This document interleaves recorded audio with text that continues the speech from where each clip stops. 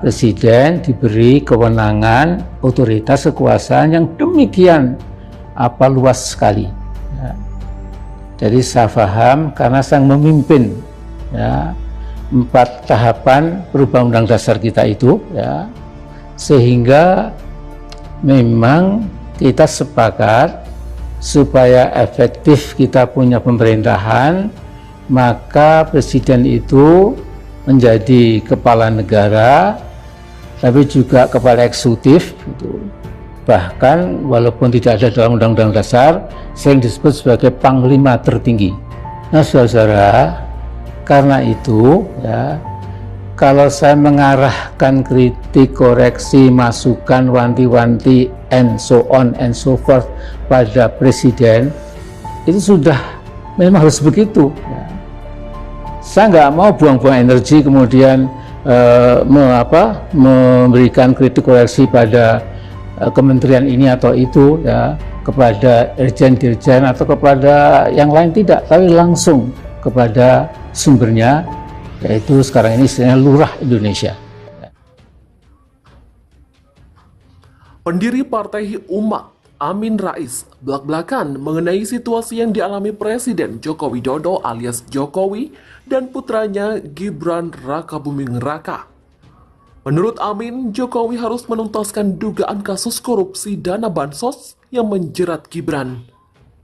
Dia menilai dugaan kasus korupsi itu melukai hati rakyat karena Indonesia masih menghadapi pandemi virus corona atau COVID-19. Oleh karena itu, Amin Rais mendorong Jokowi untuk memerintah Gibran melapor ke Komisi Pemberantasan Korupsi atau KPK. Dengan demikian, Gibran bisa mengklarifikasi isu yang kali pertama dimunculkan majalah Tempo itu.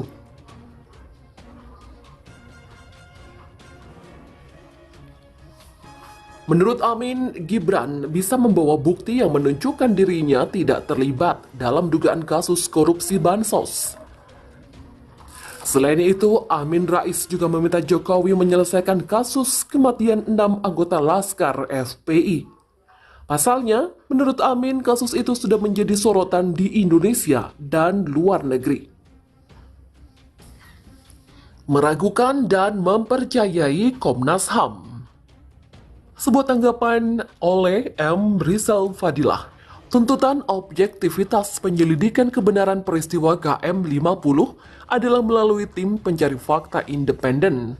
Semua pihak dapat menerima hasil penyelidikannya berdasarkan independensi kerjanya.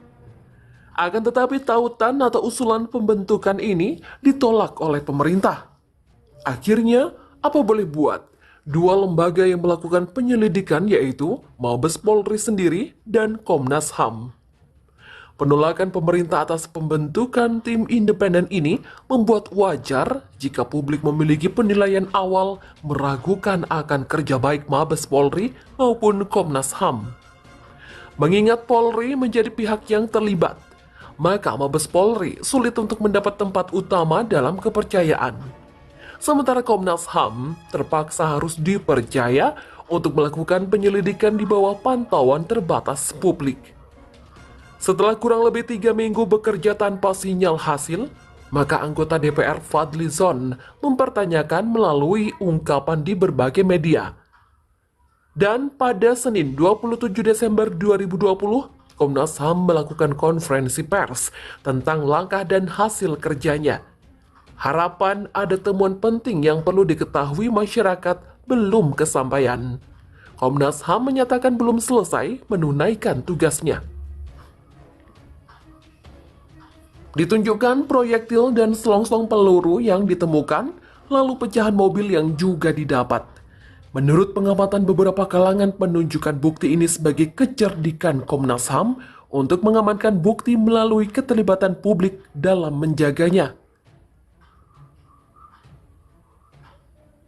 Meskipun demikian, jika konferensi pers ini hanya sekedar memperlihatkan temuan tersebut, sebenarnya terlalu teknis dan sederhana atas alat bukti yang masih interpretatif.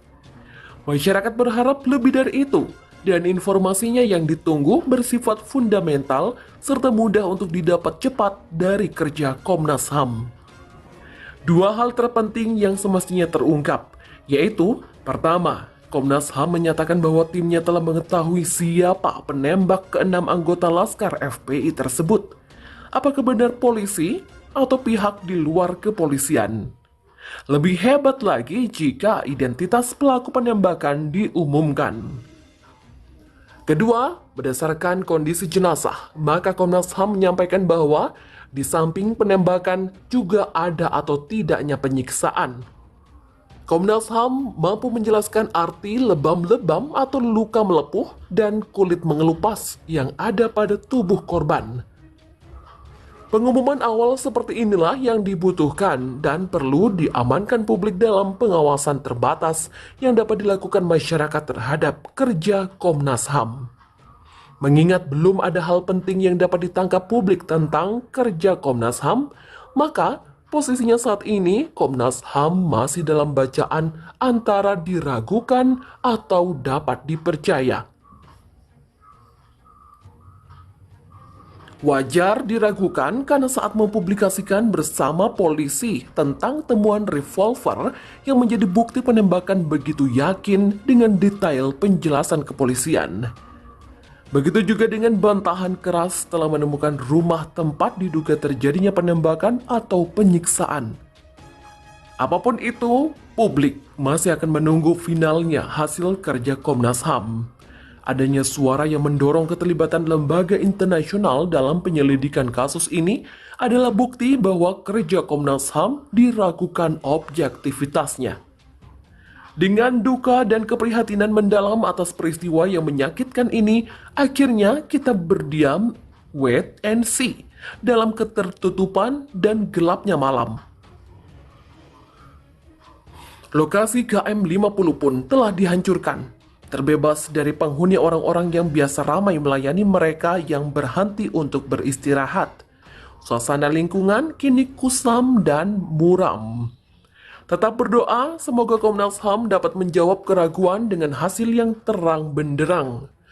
Berdoa agar anggota Komnas HAM terbebas dari status terperiksa di hari akhir dan mendapat hukuman dari Allah Subhanahu wa Ta'ala yang Maha Melihat dan Maha Mendengar.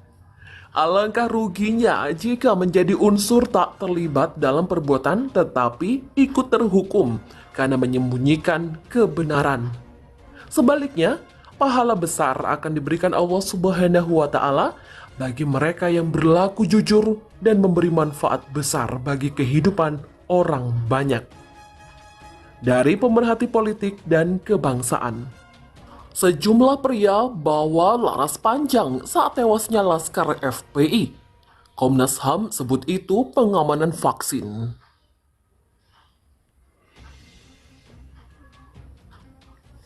Komisi Nasional Hak Asasi Manusia atau Komnas HAM mengatakan sejumlah pria membawa senjata laras panjang di sekitar KM 50 Tol Cikampek adalah petugas yang sedang menjaga jalur pengiriman vaksin COVID-19. Keberadaan sejumlah pria ini menjadi sorotan di malam insiden 6 anggota Laskar FPI yang tewas. Informasi yang didapat itu ada kaitannya dengan pengamanan vaksin. Vaksin Sinovac dikirim dari Soekarno-Hatta ke Bio Farma di Bandung. Demikian kata Komisioner Komnas HAM BK Ulung Hapsara. Vaksin COVID-19 buatan Sinovac tiba dari Cina pada Minggu 6 Desember 2020 malam di Bandara Soekarno-Hatta, Tangerang. Vaksin tersebut kemudian harus langsung dibawa ke Bio Farma yang berlokasi di Bandung, Jawa Barat lewat jalur darat. Pada 7 Desember dini hari, bentrok antara mobil Front Pembela Islam atau FPI dengan petugas polisi yang mengikuti mereka pecah di sekitar KM 50 Tol Cikampek. Komnas HAM menyebut dari informasi yang mereka peroleh dari kepolisian, dikabarkan memang terdapat sejumlah petugas yang ditempatkan di beberapa rest area. Mereka bertugas memastikan kelancaran perjalanan kendaraan yang membawa vaksin. Mereka tersebar mulai dari rest area besar hingga rest area kecil seperti KM 50. Sebelumnya dilansir dari laporan Koran Tempo edisi 18 Desember 2020, sejumlah saksi di KM 50 mengaku melihat sosok-sosok misterius dengan senjata laras panjang berada di sana sebelum insiden yang menewaskan 6 anggota Laskar FPI pecah. Wartawan Tempo alami serangan cyber setelah tulis kasus korupsi Bansos. Seorang jurnalis Tempo mengalami serangan cyber upaya peretasan terhadap ponselnya setelah menulis berita mengenai kasus korupsi bantuan sosial COVID-19. Upaya peretasan terjadi pada Kamis dini hari 24 Desember 2020. Jurnalis Tempo alami percobaan peretasan usai menulis laporan pembagian bansos oleh Koordinator Komite Keselamatan Jurnalis Sasmito dalam keterangan tertulis Sabtu 26 Desember 2020. Sasmito menuturkan pada 24 Desember 2020 pukul 1.12, si jurnalis itu mendapat kejanggalan pada email, akun media sosial dan aplikasi pengiriman pesan instan di ponselnya. Dugaan upaya peretasan dimulai dari adanya pemberitahuan aplikasi Telegram yang memunculkan notifikasi adanya upaya masuk melalui perangkat tak dikenal dengan nama alam IP 11412417293 dari Jakarta. Kemudian berturut-turut ia memeriksa akun email yang menunjukkan pemberitahuan pada akses dari perangkat yang tidak dikenali. Ia juga menemukan petunjuk terkait ada yang masuk akun Facebook miliknya yang sudah lama tidak diaktifkan sekitar 6 bulan. Upaya peretasan berlanjut pada pukul 3.27 waktu Indonesia Barat ketika terjadi logout dari akun WhatsApp. Tanpa yang meminta, dia tidak bisa mengakses aplikasi WhatsApp